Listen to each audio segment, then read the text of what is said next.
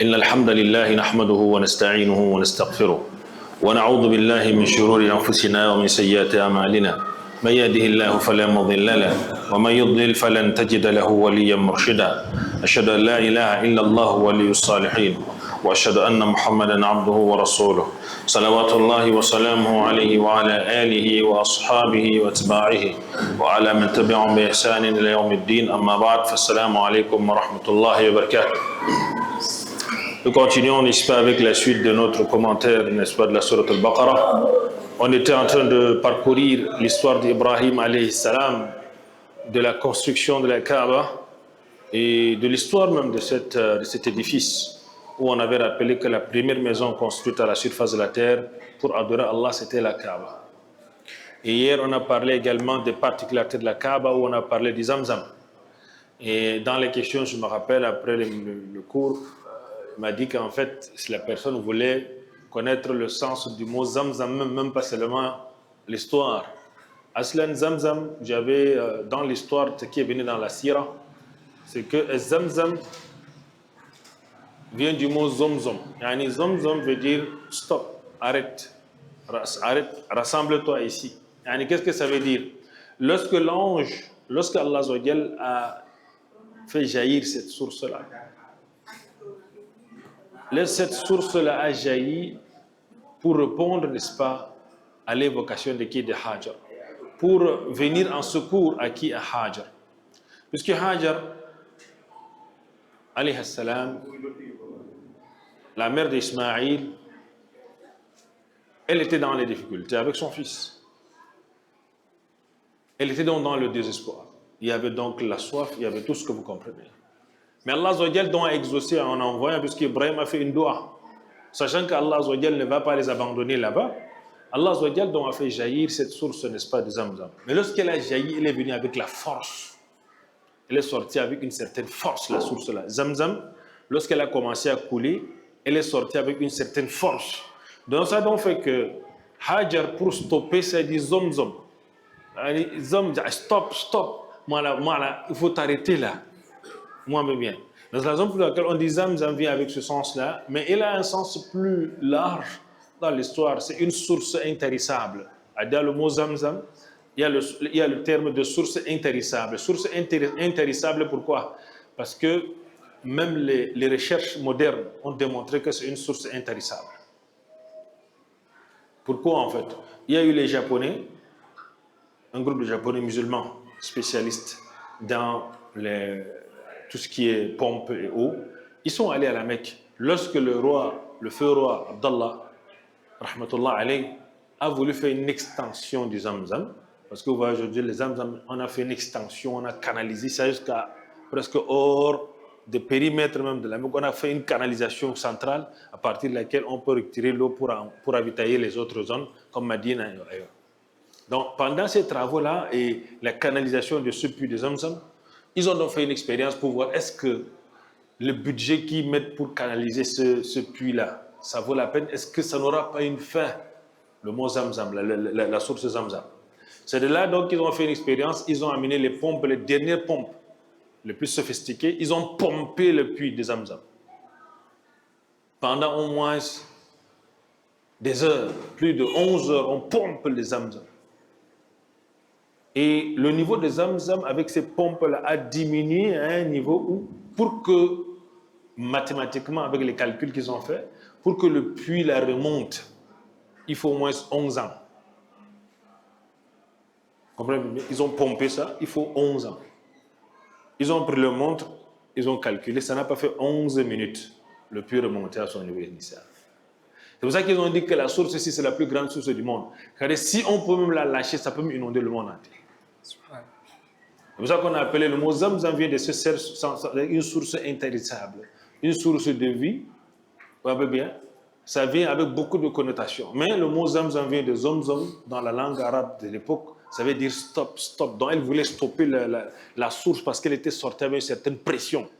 Elle a commencé à dire Zomzom. Elle a dit qu'elle veut stop, arrête-toi. Parce qu'elle jaillissait avec une certaine puissance.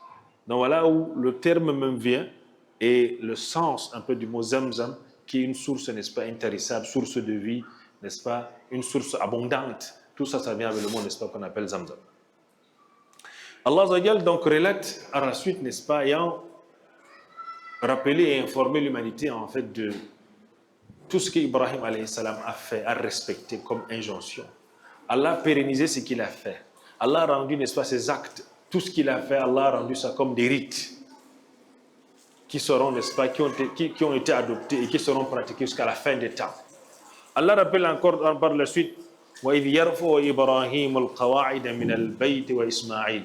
Ici, c'est une source, c'est une preuve pour démontrer que le Kaaba n'a pas commencé avec Ibrahim alayhi salam. Allons-y le verset. أعوذ بالله من الشيطان الرجيم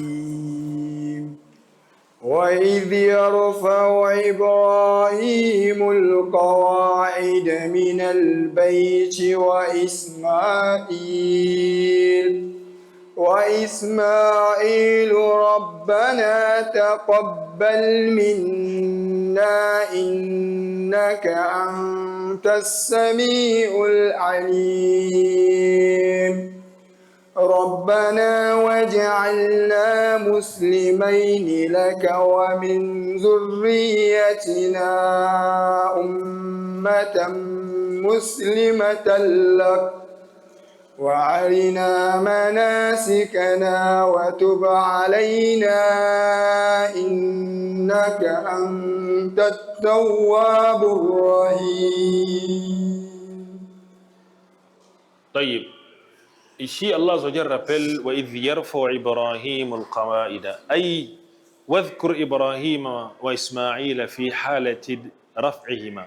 Allah Azza wa Jalla s'adresse au prophète sallallahu alayhi wa sallam en lui disant: Oh Muhammad, rappelle-toi l'histoire d'Ibrahim et d'Ismaïl lorsqu'ils étaient en train de remonter la fondation.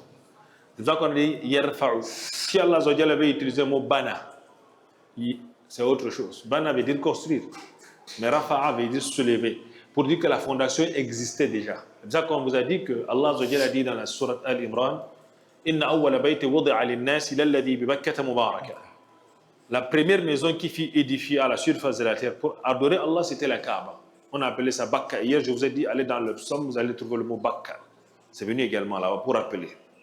Donc, après le déluge, lorsque le déluge est arrivé, vous savez que le déluge avait inondé la terre. Ça avait également détruit la Kaaba. Mais la fondation était comment? Restée. Donc, lorsque Allah Azza wa Jal a donc accordé cette vision à Ibrahim alayhi salam et a donné l'ordre à Ibrahim parmi les épreuves d'Ibrahim, Allah Azza wa Jal lui est séparé de son enfant nourrisson. Il était encore un nourrisson. Il était encore le sein de sa maman. Allah Azza wa Jal lui a demandé d'aller lui laisser à un endroit bien précis dans un désert aride. Il a rappelé ça: Inda baytikal muharram. Rabbana inni askantu min dhurriyyati biwadin ghayri dhi zar'in inda baytikal muharram. Ya Allah, lorsqu'il est venu le laisser par l'ordre d'Allah, c'est pas parce que lui il voulait, parce que ayant cet âge très avancé, vous imaginez, lorsque tu as recherché quelque chose toute ta vie, il a recherché, il a voulu avoir un enfant. À un âge avancé où il n'avait plus espoir, Allah a lui facilité, il a épousé Hajar, il a eu un enfant. Et c'est un garçon. Donc vous imaginez sa joie en tant que papa de près de 100 ans qui vient embrasser, jouer avec son enfant. Mais Allah lui dit non, va le laisser au désert. Et il va dans ce désert-là, il n'y a pas d'arbre, il n'y a pas d'eau, il n'y a personne.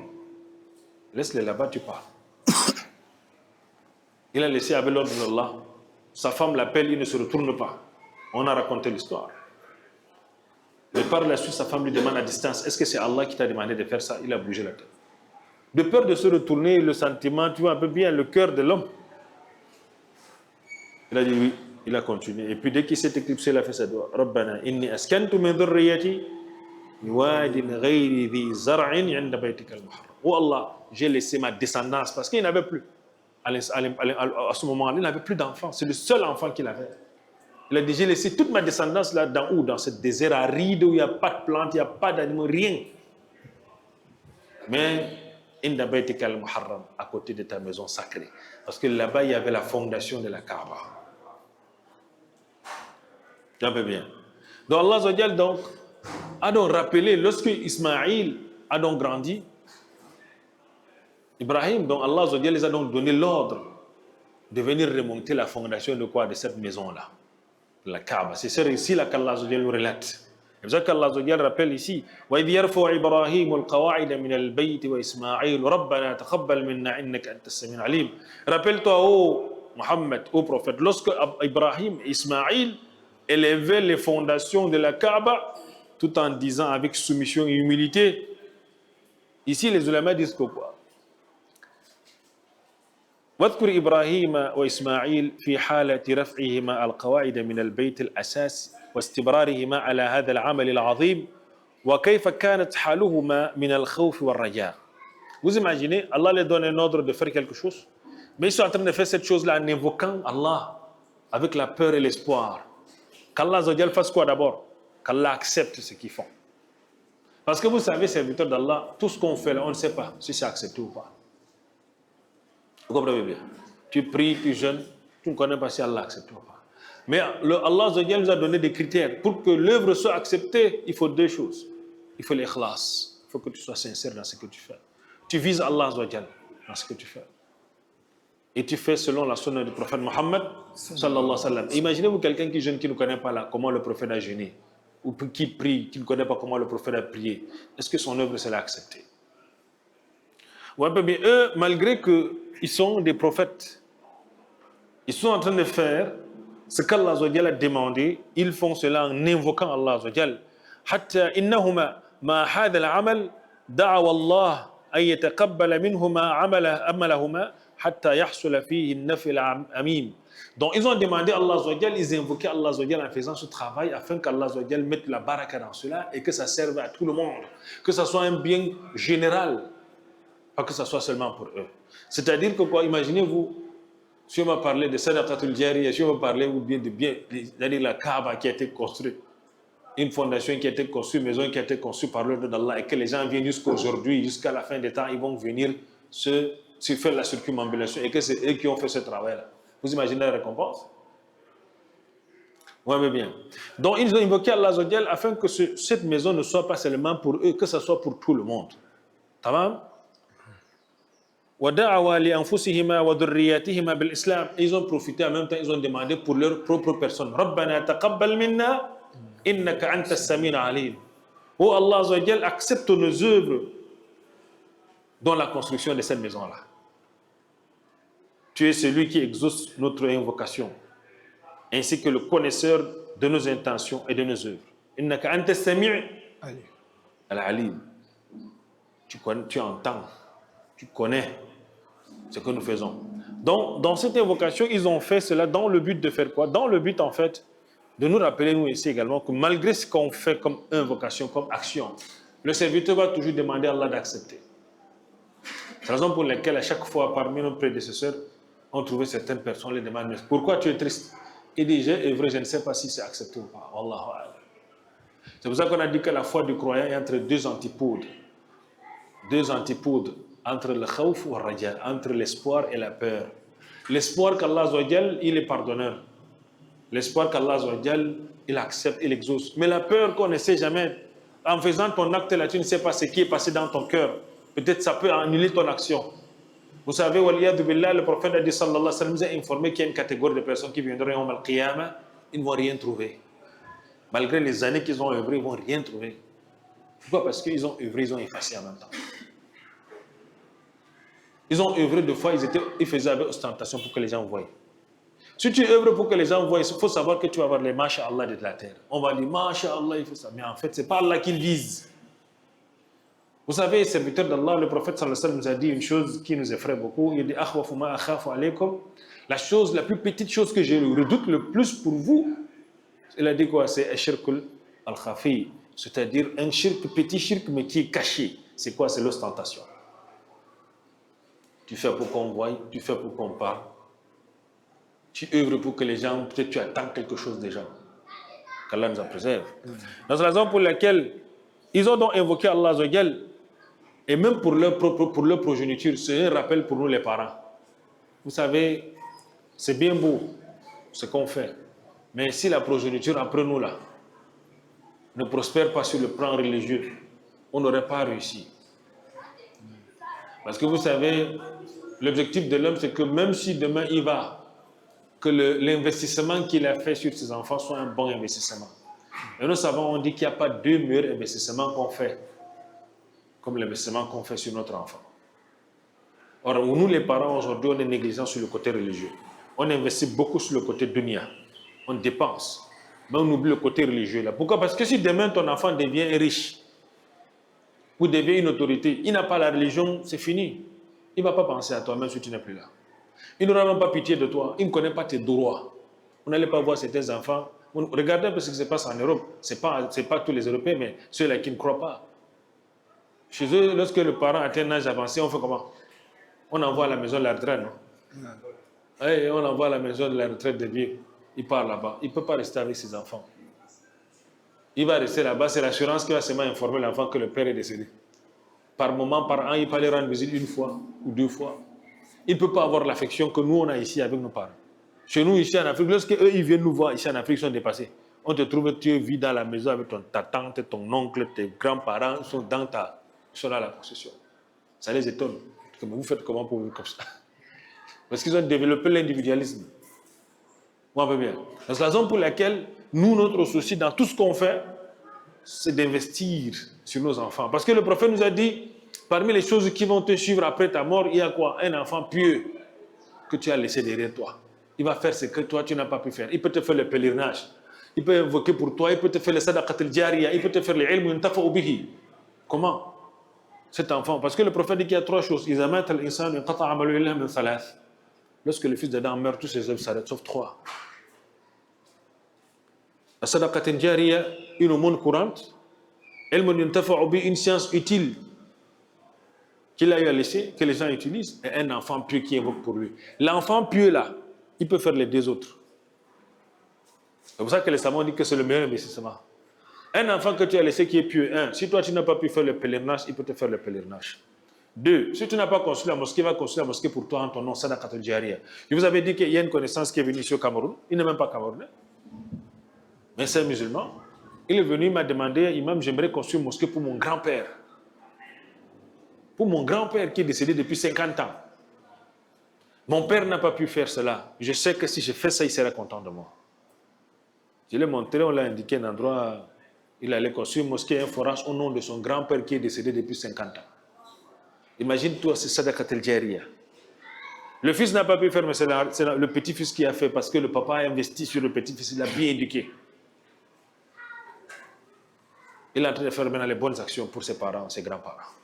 Construire les mosquées, les forages, il fait. Parce qu'Allah lui a donné. Allah lui a donné et il y a eu un soubassement. C'est quoi? C'est la religion. Mais il y a d'autres là, s'il n'y a pas le soubassement là, tu regardes non, tu ne regardes pas. Les investissements seront pour donner, il ne va même pas penser à toi. Le jour qu'on tu vas partir, il va faire les bid'a dans ça, même ton décès là. Il va faire les 7e jours, 40 jours, les massés, fidao, les bid'a qui ne vont pas te trouver. Ça, il va dépenser et puis khalas, il t'oublie, bye bye.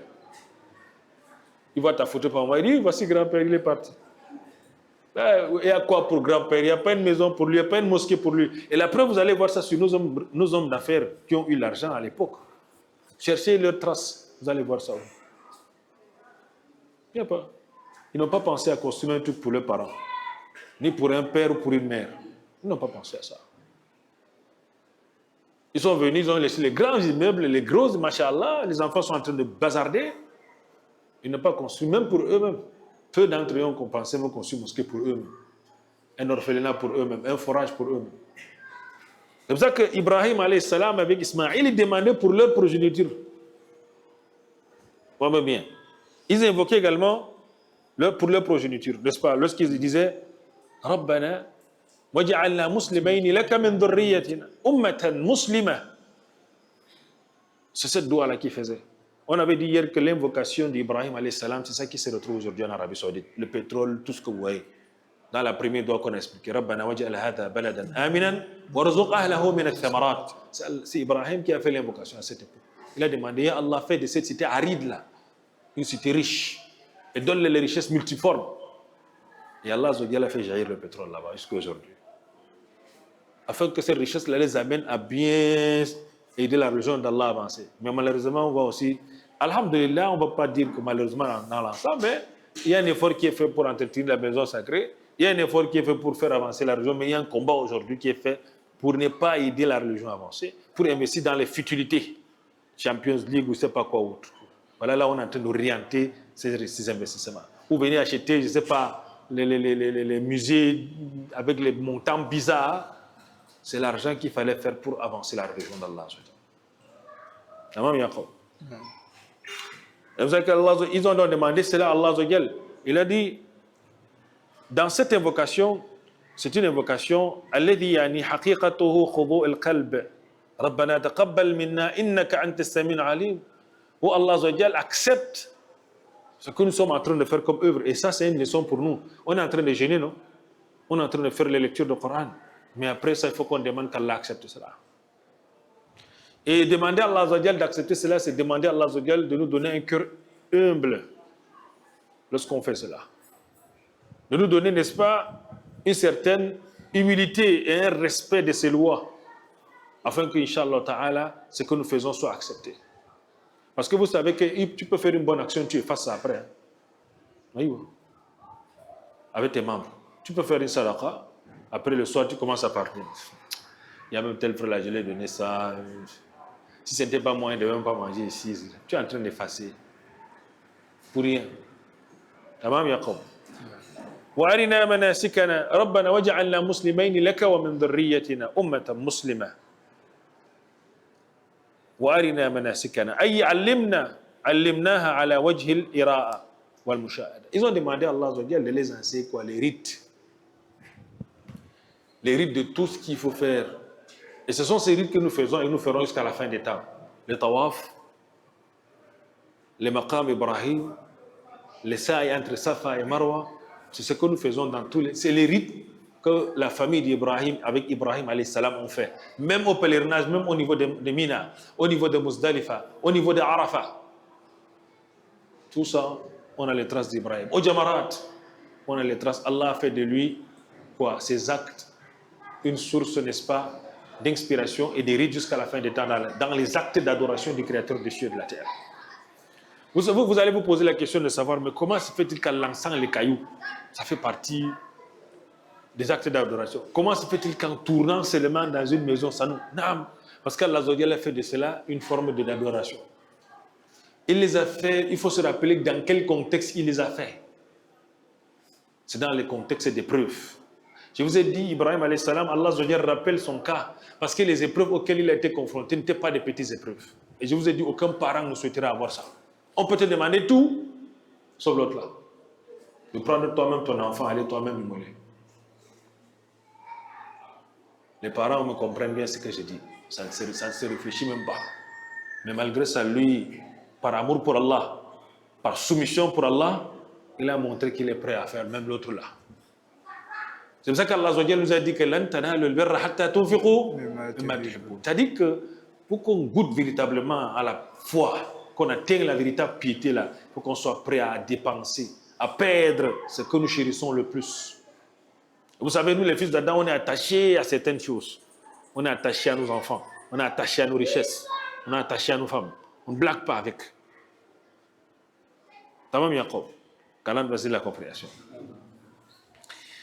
ليكون أبلغ ويحتمل أن يكون المراد بالمناسك, comme on a dit, ce sont les rites أعمال الحج كلها كما يدل عليه السياق والمقام, ويحتمل أن يكون المراد ما هو أعم من ذلك وهو الدين كله والعبادات كلها كما يدل عليه العموم واللفظ. Donc comme ça a été, n'est-ce pas, démontré, c'était ça en fait. Ils ont demandé à Allah d'accepter ce qu'il faisait. C'est la raison pour laquelle c'est une forme d'humilité. Lorsque tu œuvres, lorsque tu jeûnes, lorsque tu pries, lorsque tu fais les sadaqas, sois humble, demande à Allah d'accepter. Ce n'est pas le fait juste de donner là qui consiste qu'Allah accepte. Non, demande qu'il accepte. Parce qu'il est libre d'accepter, il est libre de ne pas accepter. Et il se pourrait qu'il y ait une chose qui peut se passer dans ton cœur à l'instant que tu es en train de faire ça. Ça annule la récompense. En faisant très attention. Lorsque vous entrez dans l'histoire de Qabila et Habila, vous connaissez l'histoire de Qabila et Habila? Lorsque leur père les a demandé chacun de faire une offrande, tous les deux ont fait l'offrande, non? Mais Allah l'a accepté pour qui? Pour Qabil, n'est-ce pas? Ou pour Habil, pardon. Allah l'a accepté pour Habil, pourquoi en fait? Il fallait voir l'ikhlas qu'il y a dans son cœur. Lorsqu'il donnait, Qabil, lui, il était un agriculteur. Il a donné ses meilleurs tubercules. L'autre était un berger, il a donné son plus beau bélier. N'est-ce pas? Mais Allah a accepté pour lui. Pourquoi? Parce que l'intention, l'état d'esprit. C'est pour cela que les savants nous disent que quoi? Lorsque tu veux faire une bonne action dans la religion, pose-toi la question de savoir, tu fais ça pour quoi? Pour qui? Ça va te galvaniser. Et ça fait partie même des méthodologies aujourd'hui pour réussir son jeûne. C'est de te poser chaque jour le matin la question de savoir, tu jeûnes pour quoi? Pour qui? Si tu jeûnes pour Allah, alors là, tu dois savoir, tu dois chercher à savoir comment Allah aimerait que tu dois jeûner. Si tu jeûnes parce que, bi'idhnillahi ta'ala, tu espères derrière ton jeûne qu'Allah te pardonne, tu dois savoir ce qu'il faut éviter pour ne pas gâter ce jeûne. Mais malheureusement, on jeûne, on n'est pas intéressé par la jurisprudence du jeûne. Vous voyez bien. Donc c'est la raison pour laquelle, eux, dans leurs œuvres, ce qu'Allah nous demande, ils faisaient, mais ils demandaient qu'Allah, n'est-ce pas, accepte. Parce que c'est seul Allah qui accepte. Allah n'accepte que des pieux. N'oublions pas ça, serviteur d'Allah. Et c'est la raison pour laquelle ils ont continué en disant وَلَمَّا كَانَ الْعَبْدُ مَهْمَا كَانَ لَا بُدَّ أَنْ يَعْتَرِيهِ التَّقْصِيرُ وَيَحْتَاجُ إِلَى التَّوْبَةِ. Est-ce qu'il n'a pas fini ça? Qu'est-ce qu'il dit? رَبَّنَا تَقَبَّلْ مِنَّا إِنَّكَ أَنْتَ السَّمِيعُ الْعَلِيمُ رَبَّنَا وَاجْعَلْنَا مُسْلِمَيْنِ لَكَ وَمِنْ ذُرِّيَّتِنَا أُمَّةً مُسْلِمَةً وَتُبْ عَلَيْنَا. Vous voyez bien. Ils ont continué encore, malgré qu'ils sont en train d'œuvrer. Vous savez que chez nous, généralement, lorsque tu atteins un niveau, lorsque tu es en train de faire les bonnes actions, si tu n'as pas un peu de crainte d'Allah, tu peux t'enfler d'orgueil. C'est Allah qui t'a demandé de faire quelque chose que tu es en train de faire. De la meilleure des façons. Malgré qu'ils étaient en train de faire ça de la meilleure des façons, ils se sont rabaissés devant Allah. Ils ont montré que non, ce qu'ils font là, ce n'est pas suffisant. Et c'est ça le croyant. Quel qu'en soit ce que tu fais, dis-toi que tu n'as rien fait encore. Ça va te pousser toujours à œuvrer. Mais si dans ta tête, tu te dis que tu es déjà arrivé, qu'il y a le cachet du paradis sur ton dos, tu as fait que l'effort. Et vous ne savez pas, dans la hikmah ilahiyya, Allah a fait que nous, on fait tout ce qu'on fait, on ne sait pas. C'est exaucé, c'est pas exaucé, c'est Allah seul. On avance, on ne connaît pas ce qui sera demain. On œuvre, on ne sait pas ce que ce sera. Mais on œuvre, on garde espoir. Donc eux, malgré cela, qu'est-ce qu'ils ont fait? Ils se sont rabaissés. Ils ont montré qu'en fait, non. Malgré que Allah les a choisis pour faire cela, avec les orientations de tous, l'aide qu'ils ont eue, ils ont toujours démontré qu'en fait, ils ne sont pas à la hauteur. Ils sont toujours dans le besoin du pardon d'Allah. C'est pour cela qu'ils ont dit « Wa tuba alayna » Innaka anta tawwab ar-rahim. Pardonne-nous, accorde-nous ton pardon, car tu es le grand accueillant pour repentir et tu es miséricordieux. Amen. C'est des leçons serviteurs d'Allah pour voir exactement le modèle de ces prophètes-là. C'était des personnes, quels qu'en soient les détails ou les actes vers lesquels tu les découvrais, tu trouvais qu'ils avaient le modèle en eux. Et c'est ça le musulman. Chaque fois qu'il fait, tu lui demandes, il te dit que non, subhanallah, hasha lillah. Comment tu peux dire que je suis comme... Il te dit que non, je suis quoi? Je suis rien. Il ne se vante pas. Il est humble. Il te dit, je ne sais pas ce que le lendemain me réserve. Oui, mais bien. Le prophète sallallahu alayhi wa sallam, il passait les nuits debout en pleine prière. Jusqu'à ce que ses pieds se fendillaient. Il coulait les larmes, sa barbe se mouillait. Jusqu'à ce qu'un jour, Aïcha lui a posé la question, Ya Rasulallah, Allah t'a pardonné tes péchés passés, présents et futurs. Pourquoi tu te fatigues comme ça? Il dit, Afala akuna abdan shakura. Ne serais-je pas un serviteur comment? Reconnaissant. Vous comprenez bien? Donc malgré sa position là, regardez Abu Bakr Siddiq. Le prophète sallallahu alayhi wa sallam dit, Abu Bakr Siddiq est la meilleure personne après les prophètes. Il dit Abu Bakr Siddiq fil Jannah, Umar fil Jannah, Uthman fil Jannah, Ali fil Jannah, Talha fil Jannah, Ubaydillah ibn Jarrah fil Jannah, Bilal fil Jannah. Donc, tous ces gens-là, malgré que le prophète a dit qu'ils sont des gens du paradis, Bilal, le prophète lui dit que j'entends tes pas au paradis. Lorsqu'il descend du voyage nocturne, il dit j'ai entendu tes pas au paradis. Qu'est-ce que tu fais?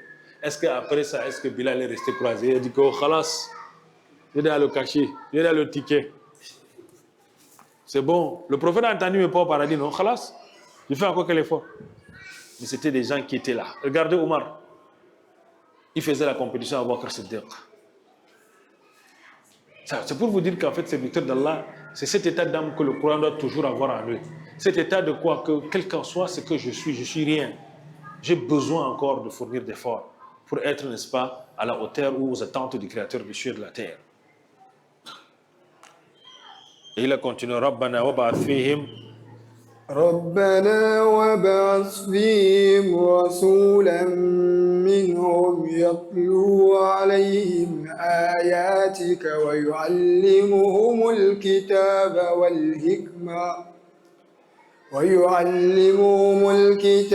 والحكمة ويزكيهم إنك أنت العزيز الحكيم ومن يرغب عن ملة إبراهيم إلا من سفه نفسه ولقد اصطفيناه في الدنيا وإنه في الآخرة لمن الصالحين. تمام أحسنت. Donc ils ont continué ربنا وبعث فيهم ربنا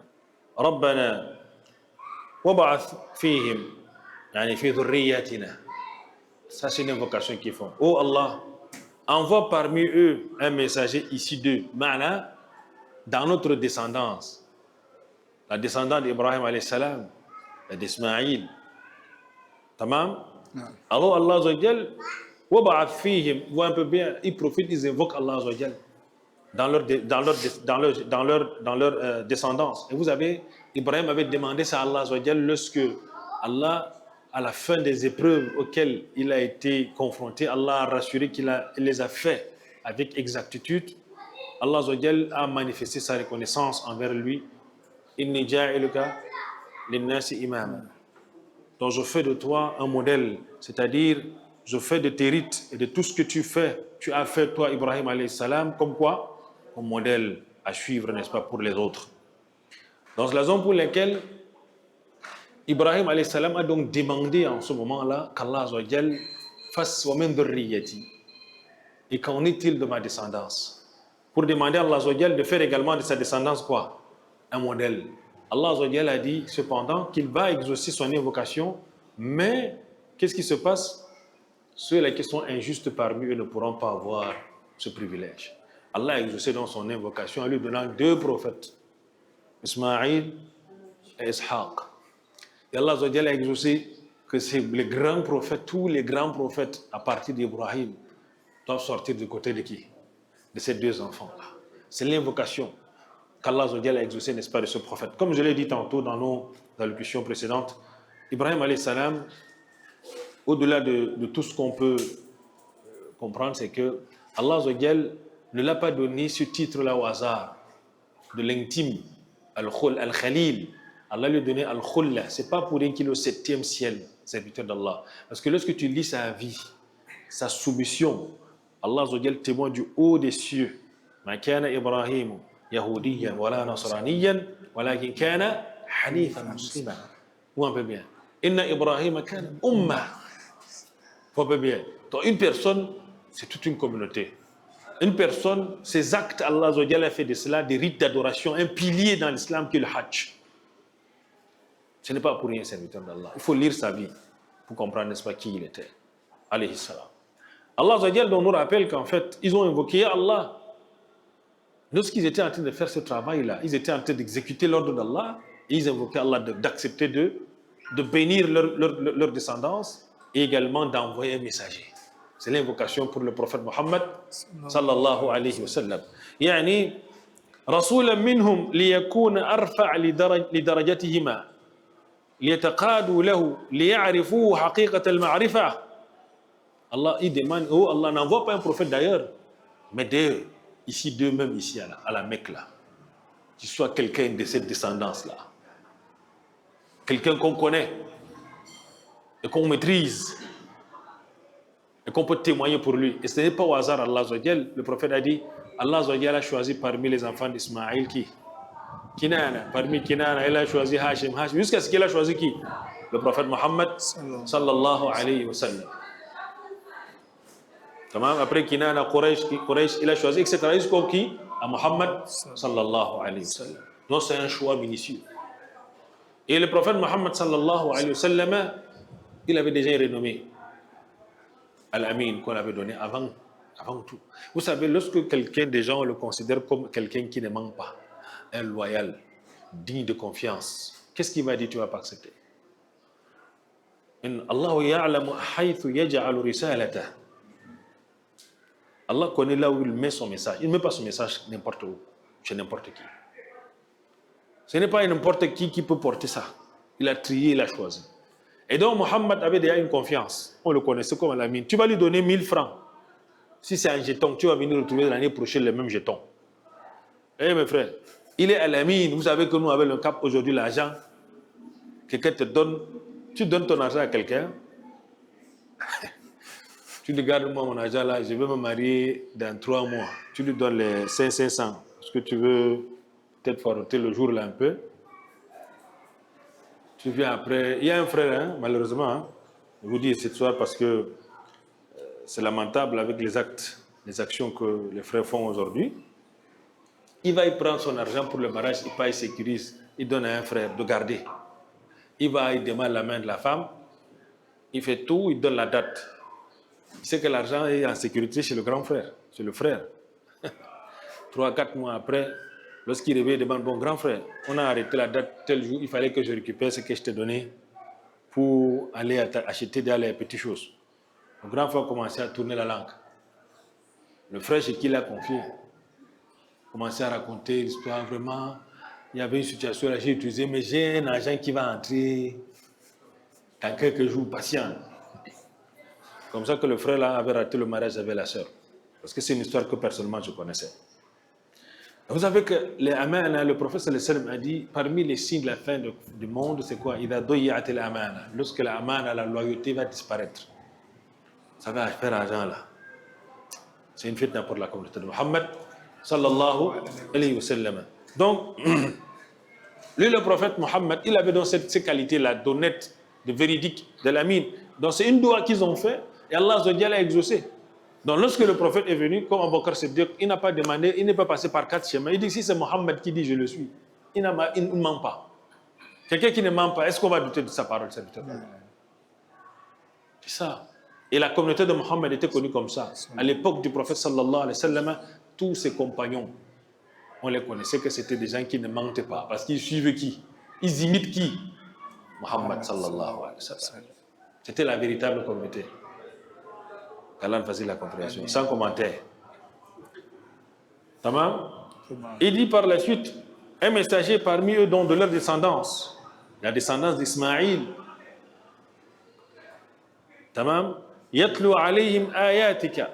Celui-là, qu'est-ce qu'il va faire? Il va les réciter tes versets révélés. Comme le prophète sallallahu alayhi wa sallam l'a fait. Yani lafzan wa hifzan wa tahfidha.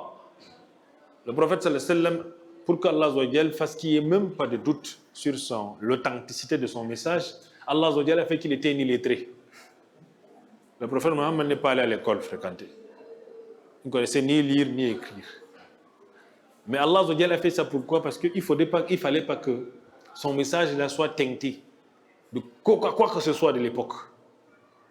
Donc que ça soit pur.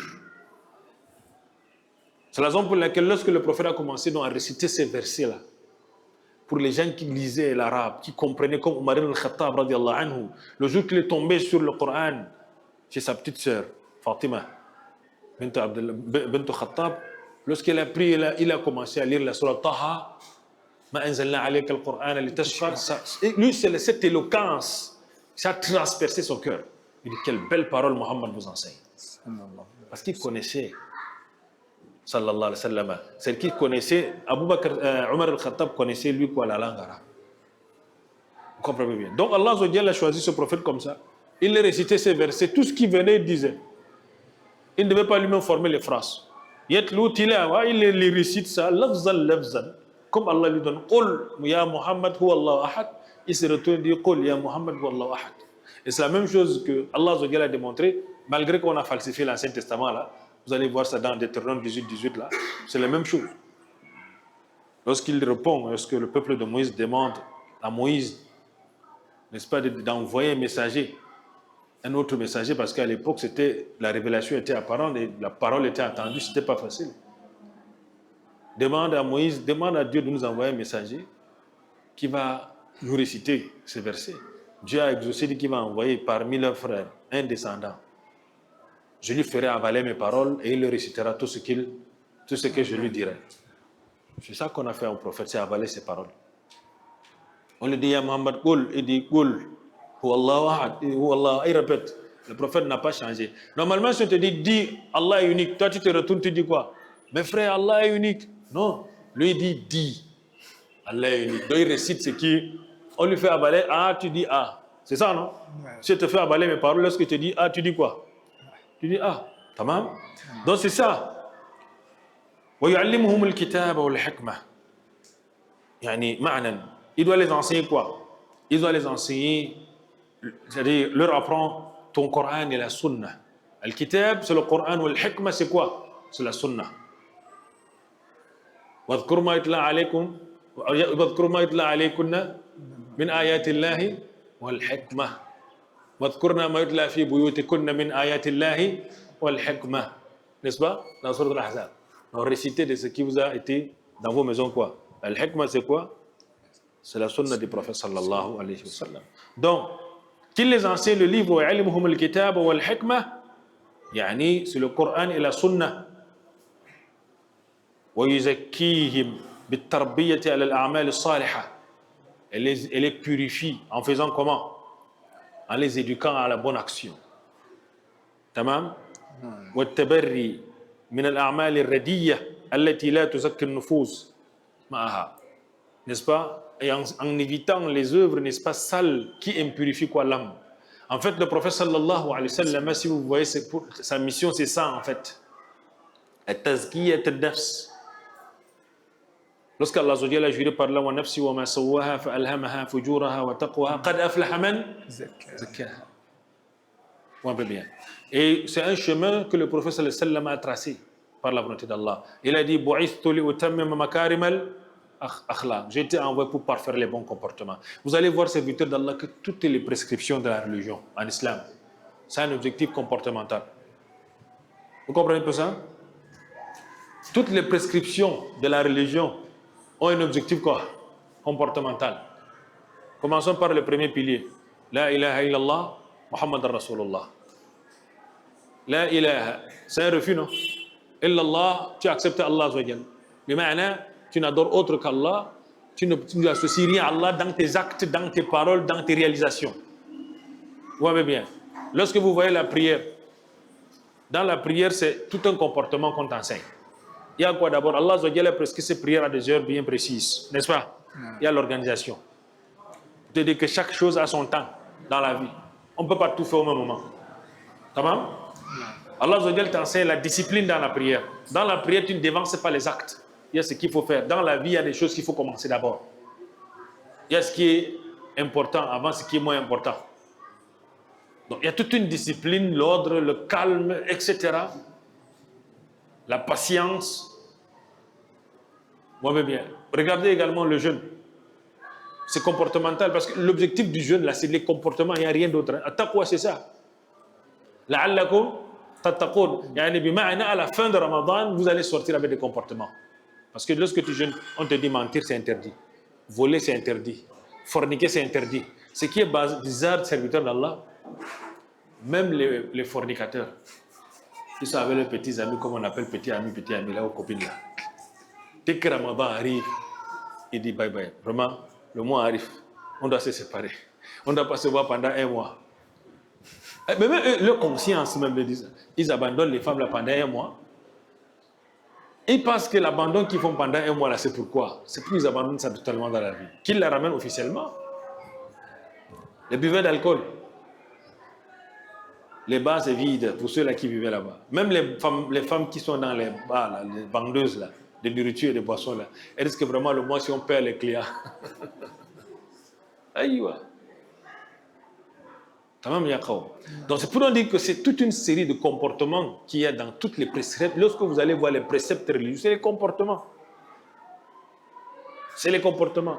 Tu évites de mentir, de voler, d'associer Allah à Azzawajal. Tu es au bienfaiteur, la zakat.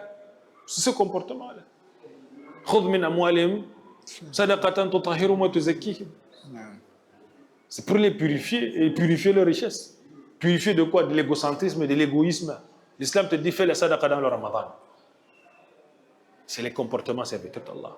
Donc, Allah Azza wa Jalla dit que ce prophète-là doit venir les purifier avec les bonnes actions. Parce que vous savez, qu'est-ce qui enlève les mauvaises actions? Innal hasanati yudhibana as-sayyi'at. Dhalika dhikra lidh-dhakirin. Par les bonnes actions. C'est pour ça que l'islam nous exhorte de faire quoi? Les bonnes actions. Aider ton prochain. Être véridique. Être utile. Tout ça, c'est l'ensemble des préceptes de l'islam. Et l'islam doit venir dire à l'époque, vous allez dans la Jahiliya, il y avait des pratiques anti, c'est-à-dire du paganisme là, qui étaient graves. L'islam est venu interdire tout ça. Pour amener et donner de la valeur à l'être humain. Parce que le démon, dans son objectif, c'est de dévaloriser le fils d'Adam. En l'amenant à faire des actes ignobles. En buvant l'alcool. Parce que lorsqu'il boit l'alcool, il perd la raison. Et lorsque tu perds la raison, tu peux tout faire comme péché. Aïwa. Vous savez, l'alcool, ça fait faire tous les péchés. Tu peux tuer, tu peux mentir, tu peux forniquer, tu peux tout faire parce que tu n'as pas ta raison.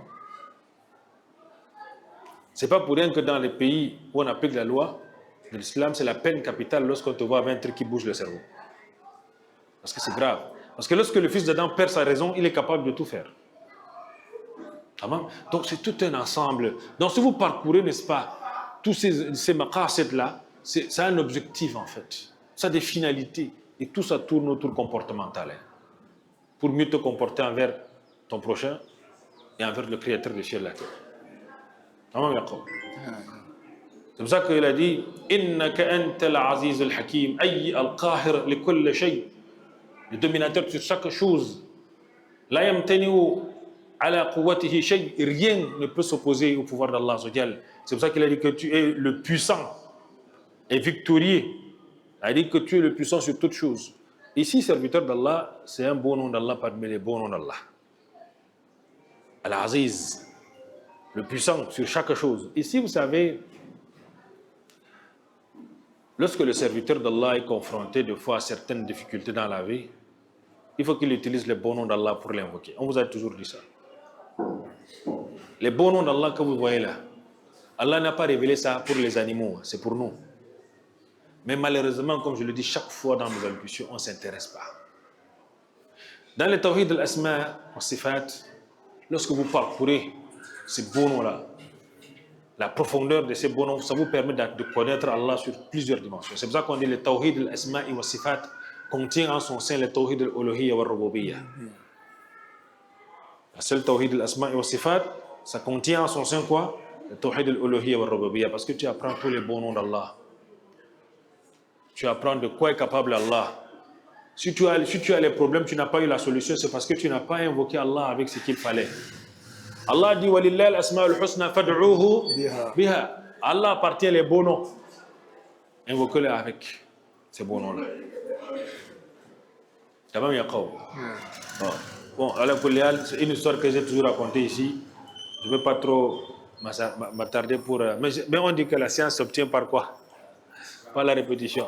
C'est le bon nom d'Allah Al-Jabbar. Vous connaissez le bon nom d'Allah Al-Jabbar? Mais Al-Jabr, dans la celui-là qui a le dessus sur chaque chose, il oblige chaque chose à se plier à son ordre. Il a le dessus sur chaque chose. Le dominateur suprême. Vous connaissez bien les récits qui sont passés avant. C'est un père de famille qui a l'habitude d'aller pêcher son poisson. Il pêche son poisson. Il ramène, il vend. Des fois, c'est la nourriture avec laquelle il nourrit sa famille. Moi, l'histoire me plaît beaucoup. Maintenant, donc, comme il a l'habitude de le faire, un jour, il a pêché un gros poisson. En rentrant, donc, à l'époque, au quartier, il y a ce qu'on appelle les microbes de l'époque. Vous connaissez nos microbes qu'on a là? Il y avait aussi les microbes là, de l'époque. Là. On les appelle comme ça, microbes, non? Les gens qui dérangent, les gens qui agressent les gens. Là. Donc, il y avait aussi les microbes de l'époque, là, comme ça. Il y a donc un parmi eux qui a vu le poisson dans les mains du papa. Là, il a dit que ça, là, on va briser ça, on va manger ça aujourd'hui. Ils sont allés là, devant le papa. Là, il a voulu arracher le poisson. Le papa a dit que ça, c'est la ration de ma famille. qu'est-ce que tu veux faire avec mon enfant? Il dit que non, papa, ça là, c'est déjà pour moi, il faut laisser. Tu as pêché ça pour moi, ce n'est pas pour ta famille. Ils ont discuté pour arracher. Il a arraché. Comme il avait l'arme, il avait tout. Il a arraché. Mais en arrachant, ça l'a piqué un peu. Ah, il est passé sur ça. Ils sont allés, ils ont brisé, ils ont mangé. Quelques jours après, l'endroit où il s'est piqué, là, ça a commencé à faire mal. Ça a gonflé. Vous connaissez les os du poisson, non? Ça a gonflé, ça a commencé, la douleur était intense. Il est allé chez le médecin. Le médecin a vu ça, il a dit, ouh, subhanallah, c'est déjà cancérigène, hein? On a oublié de couper la main là. Il dit quoi? Il dit, oh, si on ne coupe pas, ça va entrer. On a coupé la main là. La main est partie, non? Plus tard, quelques mois après, la douleur est prise sur l'avant-bras aussi. Ça a aussi ça a enflé. Il est allé chez le même médecin. Le même médecin dit, j'avais coupé, j'étais sûr que c'était fini, non? Mais là encore, c'est cancérigène, c'est grave. On a oublié de couper. On a coupé l'avant-bras. Il reste quoi? Le bras. Quelques temps après encore, le bras aussi a commencé à faire quoi? Mal. Ça s'est enflé. Il va chez le même médecin. Le médecin là, le regarde, il dit que ton problème là, ça a commencé comment? Dis-moi comment ça commence. Parce que là, il faut couper le bras aussi. Et là, j'ai peur que ça soit maintenant, ça entre à l'intérieur. Parce qu'après, tu es venu avec la main est partie. L'avant-bras est parti. Le bras maintenant part. La prochaine fois, c'est toi qu'on va se ramasser. Qu'est-ce que tu as fait? Qu'est-ce que ça a commencé comment? Il dit, c'est une piqûre de poisson. Et il dit, tu as eu le poisson là comment? Il dit, j'ai arraché ça entre les mains d'un papa. Al-Madhloum. La yudhlam. Da'watul Madhloum mustajab. Da'watul Madhloum mustajaba. L'invocation de l'opprimé, c'est exaucé. Il n'y a pas de barrière entre ça et Allah. Il va chercher le papa là. On a coupé le bras là. Toute la main qui a arraché là est partie. Il a commencé à marcher dans la ville en chantant une poésie, pleurant son cas, en recherchant le papa là. Il allait vers la zone où il avait fait là. Il est tombé sur le papa là même. Dès qu'il est arrivé devant lui, il est tombé à genoux en pleurant. Lui qui était fort. Il dit, le père a regardé là et qui a même pas la main là. Il dit, qu'est-ce qui ne va pas, mon fils? Il dit, oh papa, qu'est-ce que je t'ai fait? Il dit, qu'est-ce que tu m'as fait? Mais qu'est-ce que toi tu m'as fait plus tôt? Il dit, mais qu'est-ce que tu as fait sur moi? Il dit, je n'ai rien fait. On a coupé tout mon bras là jusqu'à la main entière partie. Il dit que lorsque tu as arraché ce poisson entre mes mains pour me montrer que tu es fort, j'ai invoqué celui qui est plus fort que toi pour également te montrer que tu es faible. J'ai invoqué Al-Jabbar d'intervenir pour moi. Il a dit, oh, mon père, invoque pour moi. Invoque, demande à Allah d'avoir pitié de moi, n'est-ce pas, par rapport à cette situation-là.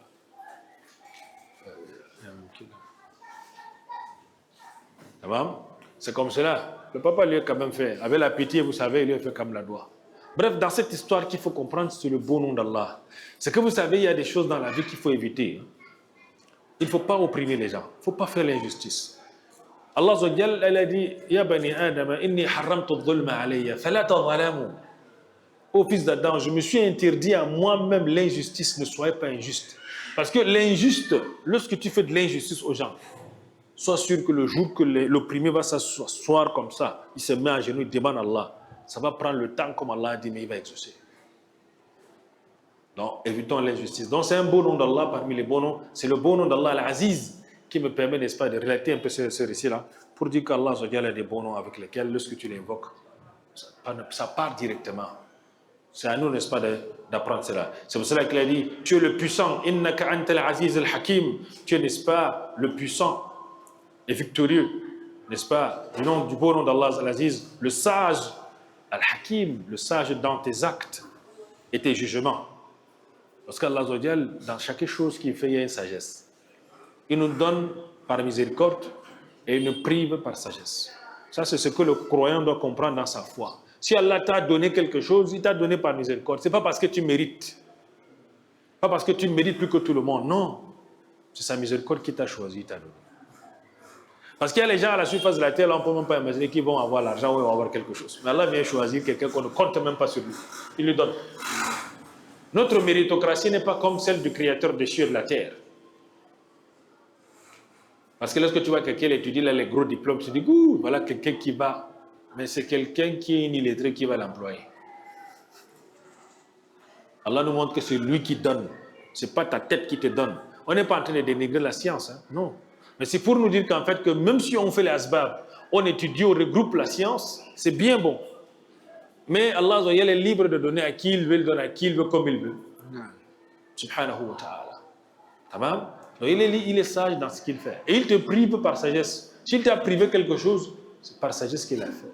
C'est pour ton propre intérêt. Il ne t'a pas donné ça à l'instant là. Parce que s'il t'a donné ça, tu ne devais même pas t'en sortir. Tamam, Yaqab? On va donc s'arrêter là, on pourra continuer.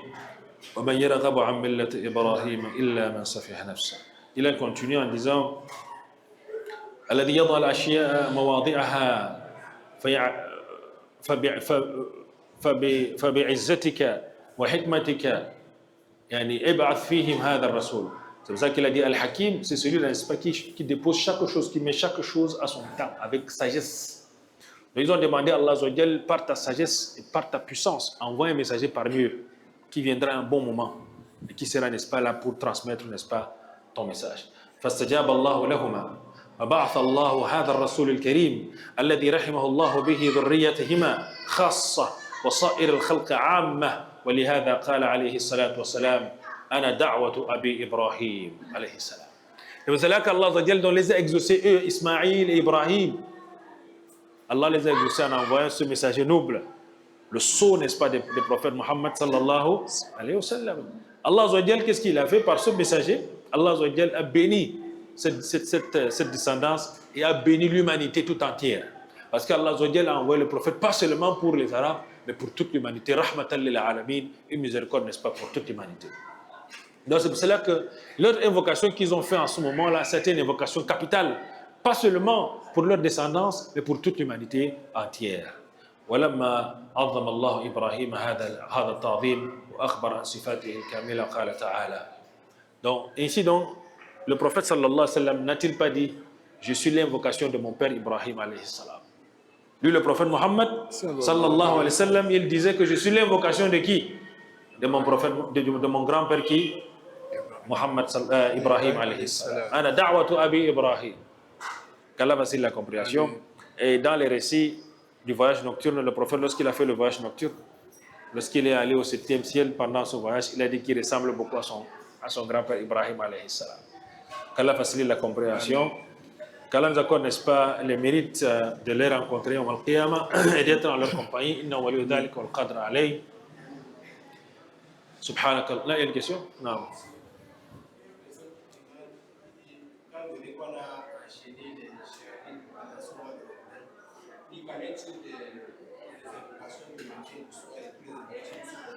Bon, il faut bien comprendre, il faut lire les hadiths du prophète sallallahu alayhi wa sallam qui parle de l'enchaînement. Le prophète a dit les marada shayatin, les marada, c'est shaitan al-murid, c'est-à-dire on les appelle les rebelles. Ce sont les satans, les shayatin qui empêchent les fils d'Adam de faire les bonnes actions. C'est une catégorie. Ce n'est pas toutes les catégories. C'est une catégorie bien précise qui sont enchaînés. Et le prophète a bien spécifié ça. Marada. Vous voyez bien. Shaitan et Marid. Allah parlait donc d'eux. Il y a beaucoup de catégories. Allah a dit dans le Coran وَأَنَّا مِنَّا الصَّالِحُونَ وَمِنَّا دُونَ ذَلِكَ كُنَّا طَرَائِقَ قِدَدًا. Il y a parmi nous les pieux, il y a parmi nous les impies, mais nous sommes par quoi? Par tribu. Et par quoi? Par races différentes. Donc c'est pour nous dire qu'en fait, le prophète nous a dit c'est les rebelles parmi eux, ceux-là qui nous empêchent de faire les bonnes actions. Tu ne vois pas que ton corps est léger, tu fais ce que tu ne peux pas faire dans d'autres mois. Tu te lèves la nuit, tu pries. Tu lis le Coran, tu jeûnes en journée, tu te surpasses. Donc c'est une catégorie de démons qui empêchent de faire les bonnes actions. Mais les autres là, ils sont là. Il y a les munafiqin là, les hypocrites sont là. Il y a les catégories qui sont là, les autres catégories sont là. Pas bien. Même parmi les musulmans, parmi eux, il y a d'autres qui sont des dérangeurs, ils sont là. Tamam, Jacob. Donc il faut faire la différence. Taïb. Donc, mais c'est que les rebelles là, ils sont plus nombreux. C'est comme ça que vous allez constater que on a la possibilité, n'est-ce pas, de faire beaucoup de bonnes actions. Les rebelles sont plus nombreux que les autres. Les Maradala. Ils sont trop nombreux. Parce que eux, ils répondent à la mission de qui? D'Iblis.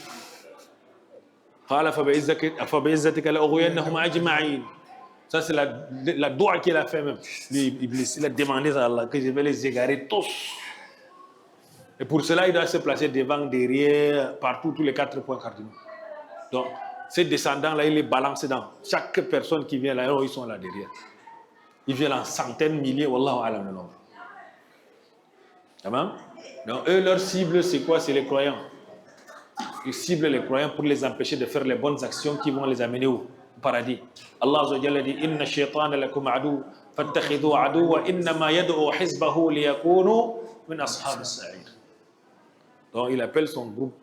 Et son bateau là, il a une armée énorme qui est là pour charger un bon nombre dans là.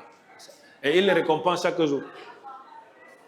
Chacun a sa mission. Il faut aller cogner les têtes de l'autre, pousser l'autre à forniquer. Il récompense chaque soir. Lorsqu'ils finissent le travail là, chacun vient dire que moi j'ai fait pousser l'autre à faire la fornication. Il dit, ça fait un grand travail. J'ai poussé l'autre à aller faire un marabout. Il lui donne la couronne. Il dit que non, toi alors, c'est le shirk que tu l'as poussé à le faire.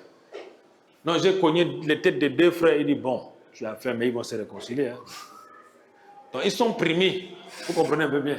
Qu'Allah nous en préserve. Amen. Wallah al-musta'an. سبحانك اللهم بحمدك أشهد أن لا إله إلا أنت أستغفرك وأتوب إليك والسلام عليكم ورحمة الله وبركاته